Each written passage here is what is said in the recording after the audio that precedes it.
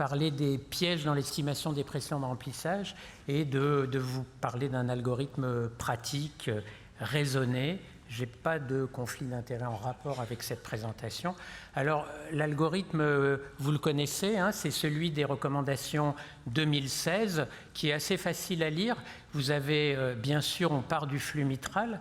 Vous avez la situation petit e grand A qui vous fait conclure à une pression dans l'oreillette gauche normale. Grand E petit a avec un rapport supérieur à 2 qui vous fait conclure à une POG haute. Et dans les situations intermédiaires, on se propose d'évaluer 3 critères. Le E sur E' moyen, ça veut dire E' latéral et E' septal, avec un seuil à plus de 14. La Vmax de l'IT avec un seuil à plus de 2,80 m. Le volume de l'oreillette gauche avec un seuil à plus de 34 ml par mètre carré. Si 2 ou 3 des critères sont positifs, eh bien, on aura une POG normale, enfin positifs normaux, excusez-moi, et si les critères sont élevés, 2 ou 3, on a une POG haute. Il reste, dans ces recommandations, on nous dit qu'en cas de FEVG basse, le rapport S sur D sur la veine pulmonaire est utilisable. Alors j'adore le titre de cet algorithme, hein, vraiment beaucoup d'esprit de synthèse, mais si on essaye de lire, on comprend que ça s'adresse à une FEVG basse ou éventuellement à une FEVG normale, mais à condition que vous soyez sûr qu'il y ait une cardiomyopathie. Alors on me parle de lecture critique, donc je vais faire une lecture critique, et en particulier, ça ne vous a pas échappé que cet algorithme concluait systématiquement sur la POG. Donc la première question qu'on peut se poser, c'est est-ce que l'estimation de la POG résume l'estimation des pressions de remplissage? Alors, chez des sujets normaux, vous savez qu'on peut en fait estimer les pressions de remplissage par la POG, mais aussi par le capillaire, par la PT-DVG, par la pression avant lambda, et chez des sujets normaux, on va dire que tous ces paramètres se valent et qu'à la limite, l'estimation de la seule POG résume la situation.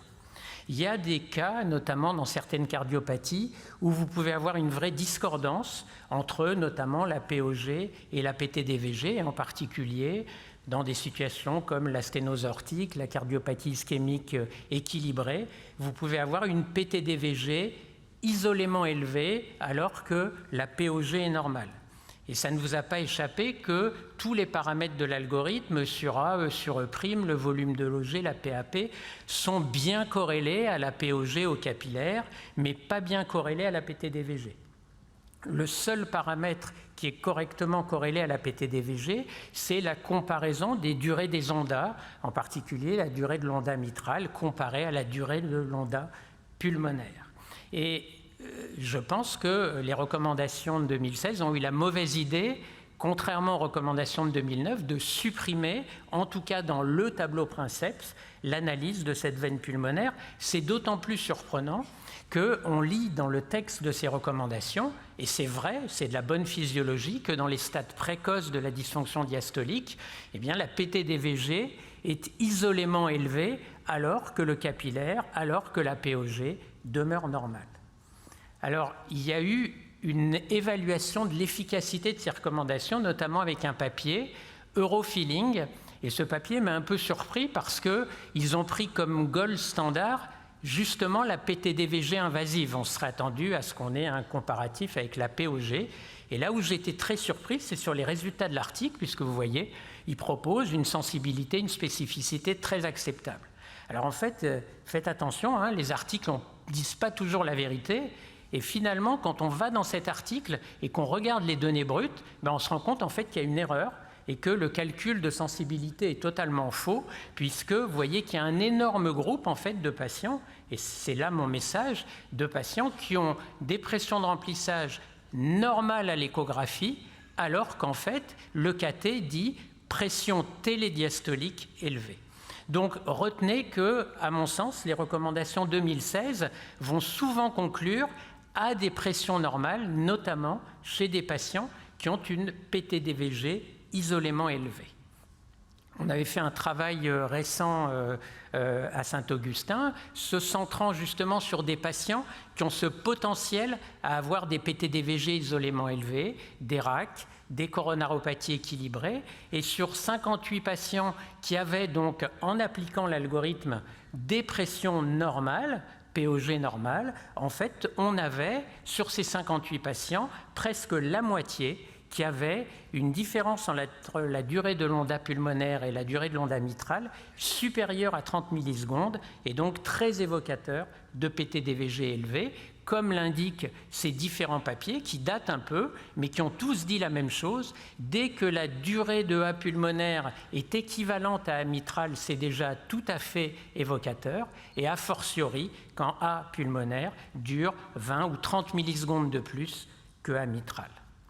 Alors voilà un exemple d'une femme de 53 ans avec une cardiopathie ischémique parfaitement équilibrée, écho d'effort récent normal. On fait bien le job avec le sur E' moyen qui est à 8, la Vmax de l'IT qui est à 2,40 m, le volume de l'OG à 31 ml par mètre carré. Elle a 3 critères sur 3 pour vous dire pression de remplissage normale et en tout cas POG normal. Et chez cette patiente, on a une magnifique onda pulmonaire beaucoup plus large que l'onda mitrale. Pour ceux qui n'ont pas l'habitude, on recueille le flux veineux pulmonaire en se repérant par le flux couleur et en mettant le pulsé relativement distal bien dans le flux. Alors, une des deuxièmes limites de cet algorithme maintenant, c'est si on prend l'autre bras. On nous dit E sur A supérieur à 2, POG haute. C'est tout à fait exact, en particulier dans les cardiomyopathies dilatées et en particulier quand on a une altération de la FEVG. Quand vous avez une altération de la FEVG, c'est très simple, la relaxation est forcément pathologique et si vous avez une grande onde E, c'est forcément parce que vous avez une POG élevée. Mais attention, on a aussi l'autre extrême et notamment des sujets tout à fait sains avec une FEVG normale, et cette fois-ci, la grande onde E est liée à une hyper-relaxation, et c'est la borne du bas qui va vous générer une grande onde E, et bien sûr, dans ces situations, un rapport E sur A supérieur à 2 n'est pas du tout le reflet de POG normal. Dans ce papier de Caselli qui s'adresse à des athlètes de haut niveau, il faut que vous sachiez qu'un athlète endurant a un rapport E sur A moyen largement égal ou supérieur à 2 et bien sûr de façon tout à fait physiologique. L'autre chose étonnante, c'est la suppression de la mesure du temps de décélération de l'onde E. Ce papier de Nishimura qui date un peu comme moi et avec notamment un micromanomètre, ce qui ne se fait plus, avait montré que dans les cardiomyopathies dilatées, certes le rapport E sur A supérieur à 2 était bien corrélé avec une POG, mais vous voyez avec une sensibilité imparfaite, le temps de décélération court est un remarquable témoin d'une POG élevée, mais encore une fois, à condition que la FEVG soit basse. Se priver du temps de décélération, c'est également en situation de fibrillation auriculaire, notamment quand la FE est basse, se priver là encore d'un élément qui vous oriente vers une POG haute. Quand le temps de décélération est court, vous voyez que dans ces deux papiers, on prédit, encore une fois chez les patients à FE basse, un capillaire élevé. La troisième situation, c'est ce choix de l'IT supérieur à 2,80 m. Christine vous en reparlera bien sûr tout à l'heure, mais ce que je veux vous montrer, c'est que bien sûr que c'est pertinent.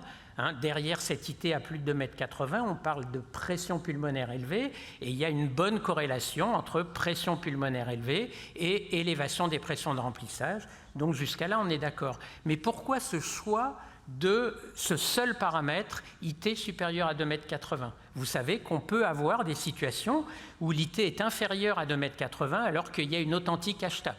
Vous connaissez la situation de l'IT laminaire. Quand vous avez une IT laminaire, quel que soit le niveau de pression pulmonaire, très élevé éventuellement, votre IT sera invariablement à 2 mètres par seconde.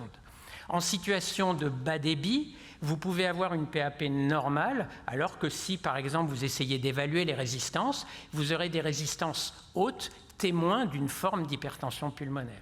Et puis l'inverse est vrai, vous avez des sujets âgés, des sujets obèses qui ont une IT à 3 mètres, 3,20 m, en dehors de toute pathologie. Et finalement, on nous dit, si l'IT est non mesurable, vous devez vous priver d'un paramètre. Il n'y en a déjà que 3, ça fait plus que 2, alors que pourtant, raisonnablement, sans l'IT ou avec l'IT mais d'autres paramètres, on peut évaluer notamment le niveau de pression et faire un diagnostic de est-ce que la PAP est haute ou est-ce que la PAP est normale? Et vous le savez très bien, en s'aidant notamment de l'insuffisance pulmonaire, en s'aidant de la morphologie de l'éjection dans l'infundibulum pulmonaire, en s'aidant du temps de relaxation isovolumique à l'anneau tricuspide. Et je crois que on relève de l'évaluation multiparamétrique des pressions pulmonaires. C'est vrai pour ce topo et ça doit être vrai pour tous les patients.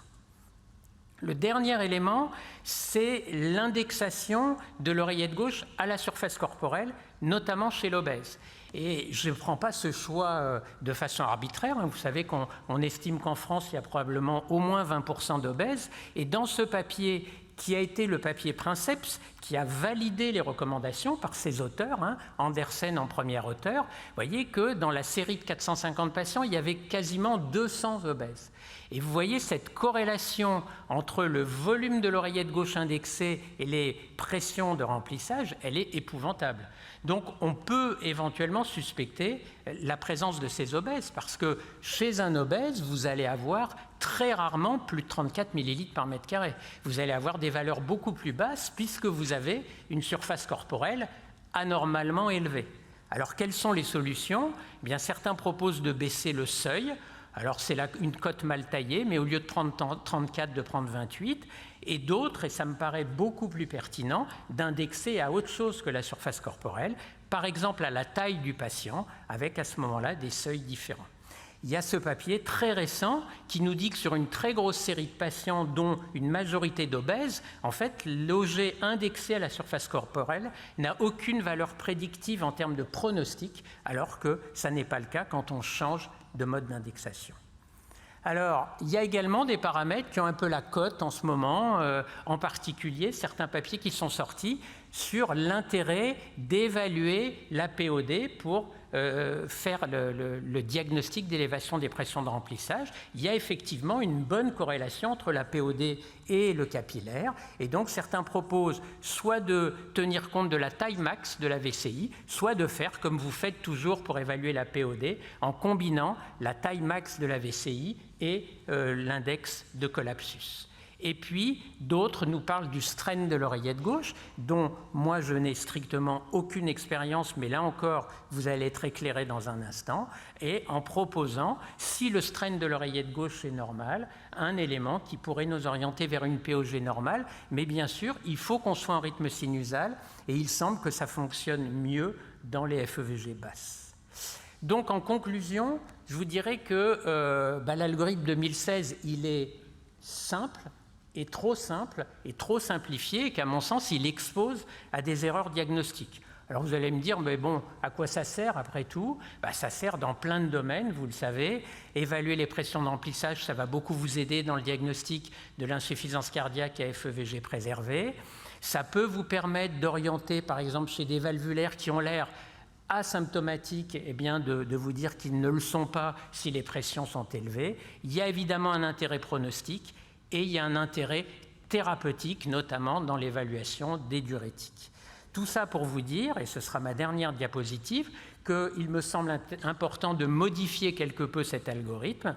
Donc je vous propose d'essayer d'estimer en fait à la fois la POG et la PTDVG.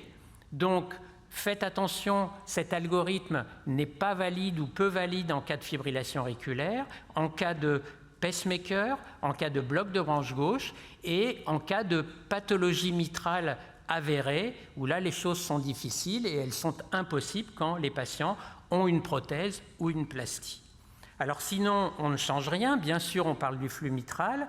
Je suis complètement d'accord que petit e grand A, c'est une bonne nouvelle et que ça nous amène à conclure à des pressions normales, mais à condition, 1, qu'il n'y ait pas d'hypertrophie significative, et 2, que le patient soit asymptomatique. Sinon, il va falloir bosser plus. L'autre bras, je pense qu'il faut modifier un petit peu la définition. Le rapport Osura, plus de 2, c'est probablement 2,5 le seuil, mais surtout, n'oubliez pas de mesurer le temps de décélération, et si la FEVG est basse, là vous avez quelque chose de très solide pour vous conduire au diagnostic de POG haute, mais seulement si la FEVG est basse. Si la FEVG est normale, on va bosser encore un peu plus. Ce tronc commun, c'est le même. Le E sur E', ça reste la même chose. Vous avez compris que je souhaite me débarrasser de l'IT pour que vous, cardiologue, grand garçon, grande fille, vous disiez « Est-ce qu'au terme de mon examen, je pense que la PAP est haute ou la PAP est normale ?» Et enfin, n'oubliez pas que chez l'obèse, on va modifier la façon d'indexer parce que sinon, encore une fois, vous allez toujours avoir chez eux un paramètre apparemment normal. Il faut rajouter la veine pulmonaire, notamment quand vous vous orientez vers des pressions normales, alors que vous vous dites, tiens, le patient a une cardiopathie, il est symptomatique. Faites les différences d'onda mitrale et d'onda pulmonaire. Vous avez une forte probabilité d'élévation de PTDVG lorsque la durée de A pulmonaire est supérieure à la durée de A mitrale. Et quand vous avez une PTDVG haute, et notamment dans les situations de petit E grand A, il y a une forte rentabilité à rechercher une ischémie myocardique par une échographie d'effort, par exemple. 2 mots pour finir, l'intérêt du Valsalva, et puis attention au E sur E', le E sur E' qui résumerait tout. Il est pas mal le E sur E', mais il y a 2 situations où il est catastrophique. Quand il y a une grosse HVG, il est extrêmement peu fiable, il a l'air souvent pathologique, et à l'inverse, ne faites surtout pas de E sur E'. Quand vous avez un flux restrictif et une FE basse, c'est le faux ami garanti avec un rapport faussement rassurant. Je vous remercie.